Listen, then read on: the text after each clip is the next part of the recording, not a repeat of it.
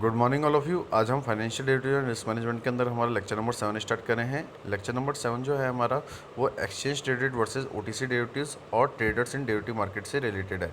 अगर हम देखें कि दो मेजर टाइप्स ऑफ मार्केट अगर हम देखें डेरिवेटिव्स के, तो वो हैं एक्सचेंज ट्रेडेड डेरिवेटिव्स और over the counter derivatives.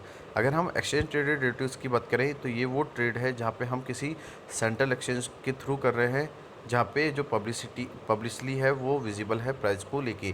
Means जो एक्सचेंज ट्रेड डेरिवेटिव्स होते हैं वो ट्रेड मार्केट होते हैं जहाँ हमें कोई एक सेंट्रल एक्सचेंज मिलता है जहाँ पे हम अपनी प्राइजेस को विजिबल कर सकते हैं। और द काउंटर डेरिवेटिव्स की बात करें तो ये जो ट्रेड होता है ये दो पार्टीज़ के बिटवीन होता है, एक बायलैटरल नेगोशिएशन के बिहाफ पे, जहाँ पे हमें किसी भी एक्सचेंज या किसी भी इंटरमीडिएट की रिक्वायरमेंट नहीं होती है।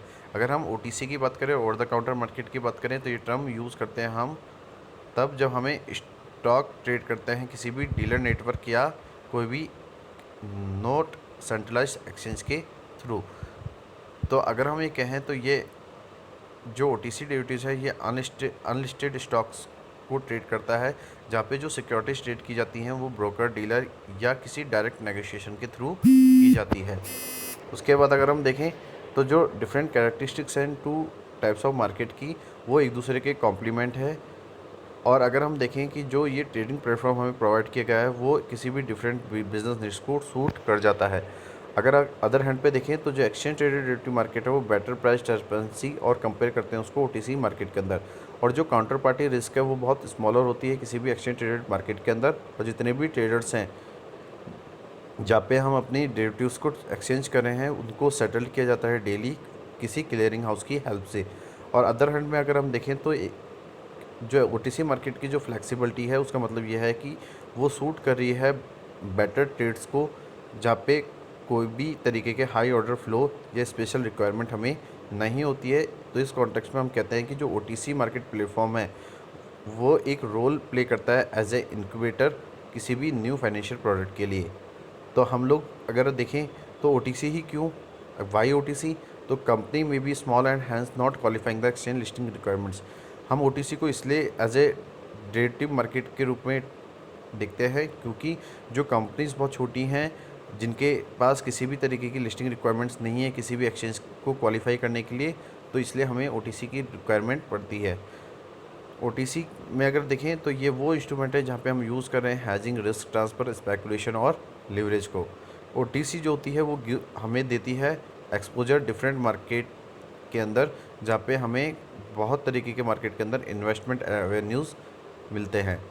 अगर लास्ट हम देखें तो कुछ केसेस में देखते हैं कि जो हमारे फाइनेंशियल बर्डन है जो कि बहुत कम है, तो उसको इम्प्लाइज करने के लिए हमारी जो एडमिनिस्ट्रेटिव कॉस्ट है एंड यूज़र की वो भी बहुत कम होती है किसी भी ओटीसी मार्केट के अंदर।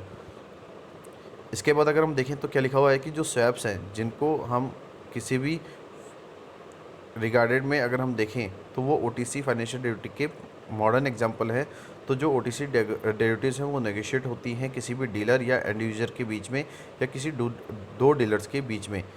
या अगर हम कहें तो जो इंटर डीलर ब्रोकर से मीन्स आईडीबीज है वो एक प्ले करते हैं इंपॉर्टेंट रोल किसी भी ओटीसी डेरिवेटिव में, जहाँ पे वो हेल्प करते हैं अपने डीलर्स को, समटाइम्स एंड यूजर्स को, जहाँ पे वो आइडेंटिफाई करते हैं उस काउंटर पार्टीज़ की विलिंग को और कंपेयर करते हैं अपने डिफरेंट बिड्स एंड ऑफर्स को।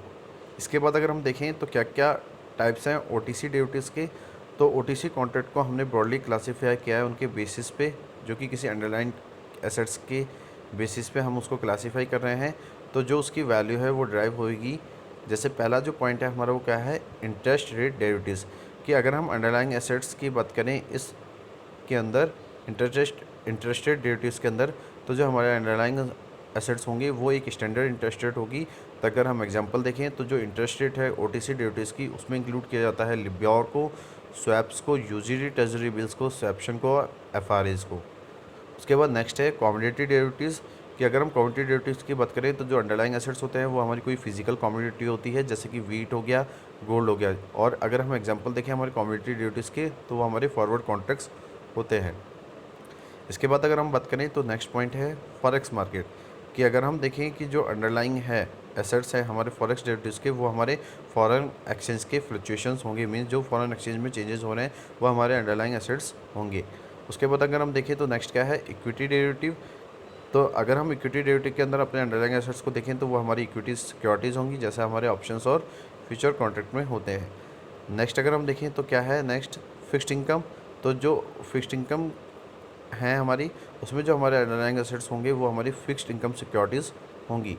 इसके बाद जो लास्ट पॉइंट है वो क्या है, क्रेडिट डेरिवेटिव्स। तो यहाँ पे जो हम ट्रांसफ़र कर रहे हैं अपने क्रेडिट रिस्क को वन पार्टी से दूसरी पार्टी के अंदर, जहाँ पे हम किसी भी अंडरलाइंग एसेट्स को ट्रांसफ़र नहीं कर रहे हैं, तो ये जो हमारे फंडेड और अनफंडेड क्रेडिट है डेरिवेटिव्स के, वो credit default swap means CDs और क्रेडिट लिंक नोट्स मीन्स सीएलएन पे होते हैं।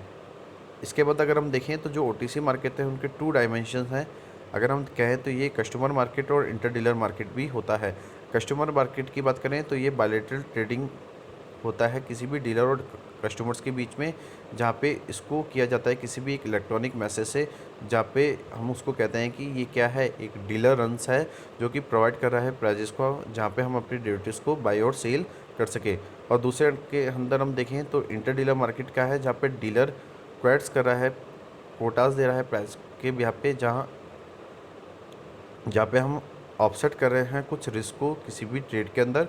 तो हम ये देखते हैं कि जो इंटर डीलर मार्केट है वहाँ पे हमें पास करना होता है अपने डीलर्स को किसी भी फ्रैक्शन में। तो ये क्लियरली हमें प्रोवाइड करता है कि कस्टमर मार्केट का क्या व्यू पॉइंट होगा। उसके बाद अगर हम देखें तो लास्ट जो हमारा यहाँ पे पॉइंट है वह है कि कौन कौन से थ्री टाइप्स ऑफ ट्रेडर्स हैं किसी भी डेरिवेटिव मार्केट के अंदर। तो अगर हम बात करें कि डेरिवेटिव मार्केट के थ्री टाइप्स ऑफ ट्रेडर्स कौन कौन हैं, तो क्या है हमारे हेजर्स, स्पेकुलेटर्स और आर्बिट्रेजर्स। तो अगर हम हेजर की बात करें तो हेज क्या है, हेज वो पोजीशन है जहाँ पे हम अपने रिस्क को ऑफसेट कर रहे हैं जो कि किसी भी पोजीशन के अंदर हमें एसोसिएट हो रही है। और जो हेजर है वो है जो रिस्क को फेस कर रहा है जो कि किसी भी एसेट की प्राइस मूवमेंट से एसोसिएट है, और वहाँ पे हम यूज़ कर रहे हैं उन डेरिवेटिव्स को जिनका मतलब है कि हम उसमें रिस्क को रिड्यूस करना चाह रहे हैं। तो जो हेजर होते हैं वो ट्रेडर होते हैं जो फ्यूचर मार्केट में एंटर होते हैं और अपनी प्री एग्जिस्टिंग रिस्क को रिड्यूस करते हैं। इसके बाद अगर हम देखें स्पेकुलेटर्स की, तो while hedgers are interested in reducing और एलिमिनेटिंग रिस्क, कि जैसे हेजर्स जो होते हैं वो इंटरेस्ट होते हैं कि वो अपनी रिस्क को रिड्यूस या एलिमिनेट करें। तो स्पेकुलेटर्स क्या करता है कि वो अपने डेरिवेटिव्स को बाई और सेल करता है प्रॉफिट के लिए, जहाँ पे वो किसी भी तरीके की रिस्क को रिड्यूस नहीं कर रहा। और स्पेकुलेटर्स विलिंगली क्या करता है, अपनी रिस्क को इंक्रीज़ करता है। तो स्पेकुलेटर विश करता है कि हम उस पोजीशन पे आए मार्केट में जहाँ पे हमें फ्यूचर प्राइस मूवमेंट्स एक बेट के रूप में उस एसेट्स पे अच्छा प्रॉफिट दे सके। तो जो फ्यूचर और ऑप्शन कॉन्ट्रैक्ट हैं वो इंक्रीज होते हैं बहुत पोटेंशियल गेन और लॉसेस से किसी भी स्पेकुलेटिव वेंचर में। तो जो स्पेकुलेटर्स होते हैं वो इंपॉर्टेंट होते हैं किसी भी डेरिवेटिव मार्केट में, जहाँ पे हम फैसिलिटेट करते हैं हैजिंग, जो कि प्रोवाइड करती है उस लिक्विडिटी को जो कि इंश्योर करती है क्रेडिट प्राइसिंग, और हमें हेल्प करती है कि हम प्राइस स्टेबिलिटी को मेंटेन करें। और साथ साथ जो स्पेकुलेटर्स होते हैं वो इस मार्केट में मार्केट गोइंग होते हैं, जहाँ पे वो उस रिस्क को बियर करते हैं, जहाँ पे किसी भी तरीके की रिस्क को बियर करना विलिंग नहीं होता है। मीन्स की जो स्पेकुलेटर्स होते हैं वो किसी भी तरीके की रिस्क को नहीं लेते हैं। इसके बाद अगर हम देखें तो नेक्स्ट क्या है, आर्बिट्रेजर।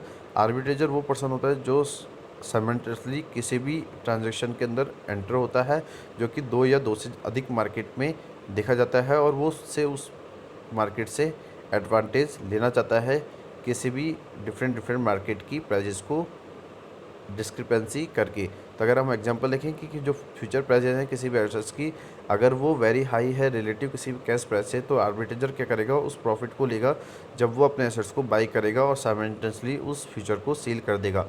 तो जो आर्बिट्रेजर है वो इन्वॉल्व होते हैं उस प्रॉफिट को बनाने में जहाँ पे उसकी जो रिलेटिव प्राइस है वो मिस प्राइजिंग हो।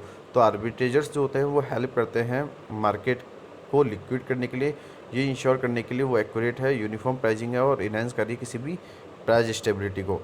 अगर हम देखें तो ये जो थ्री टाइप्स ऑफ ट्रेडर्स हैं या इन्वेस्टर्स हैं, उनको रिक्वायर होता है एक हेल्थी फंक्शनिंग किसी भी डेरिवेटिव मार्केट के अंदर। तो जो हेजर और इन्वेस्टर्स होते हैं वो प्रोवाइड करते हैं हमें किसी भी इकोनॉमिक सब्सटेंस को किसी भी मार्केट के अंदर, जहाँ पे हमें किसी भी मार्केट के अंदर किसी भी टूल्स को यूज़ करना होता है किसी भी गैम्बलिंग के लिए। तो जो स्पेकुलेटर्स होते हैं वो प्रोवाइड करते हैं उस लिक्विडिटी को इस डेप्थ ऑफ मार्केट के अंदर, जहां आर्बिट्रेजर्स हेल्प करता है उस प्राइस यूनिफॉर्मिटी को और प्राइस डिस्कवरी को जो कि उसको चाहिए होती है। तो जो प्रेजेंस होती है हैजर्स, स्पेकुलेटर और आर्बिट्रेजर्स की, वो कभी भी स्मूथ फंक्शनिंग को इनेबल नहीं करते हैं किसी भी डेरिवेटिव मार्केट में, लेकिन वो हेल्प करते हैं उस मार्केट की लिक्विडिटी को मेंटेन करने के लिए। तो अगर हम देखें कि हम डेरिवेटिव्स में ही क्यों डील कर रहे हैं, क्योंकि यहाँ पे आर्बिट्रेज ट्रेडिंग हो रही है, रिस्क का ट्रांसफ़र किया जा रहा है, हम किसी भी फिजिकल सेटलमेंट से भी मनी को अर्न कर रहे हैं, और जो हेजिंग है वहाँ पे हमें हेजिंग करनी पड़ रही है किसी भी प्राइस के फ्लक्चुएशन के अगेंस्ट। तो इसलिए हमें डेरिवेटिव मार्केट के अंदर जो ट्रेडिंग होती है वो ज़्यादा लिक्विडिटी होती है, और वहाँ पे जो रिस्क होती है वो बहुत कम होती है, क्योंकि वहाँ पे हम अपनी रिस्क को बायर से सेलर की तरफ ट्रांसफ़र इजीली कर लेते हैं। तो आज का जो लेक्चर है वो मैं यहाँ पे कंप्लीट कर रहा हूँ। बाकी के आगे के लेक्चर हम रिमेनिंग पार्ट के अंदर पढ़ेंगे। आज के लिए इतना ही। Thank you so much and have a nice day.